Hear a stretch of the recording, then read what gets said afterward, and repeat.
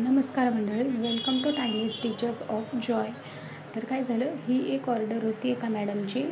त्यांनी ह्या 3 वस्तू कस्टमाइज करून घेतल्या होत्या. एक लॉंग गजरा आणि एक गजरा वेणी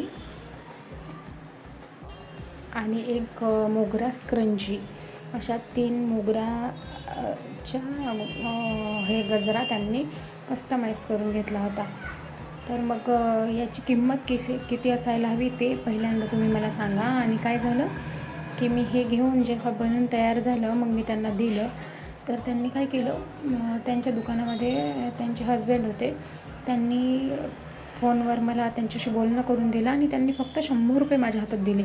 बाकीचे नंतर देते असं त्या म्हटल्या आणि त्यानंतर त्याबद्दल त्यांनी काहीही बोलल्या नाहीत. तर अशा लोकांना काय करायचं, अशा लोकांचं काय बोलावं, अशा लोकांना ते सांगा. नक्की काय करू आता मी, हे तुम्ही कमेंटमध्ये नक्की सांगा.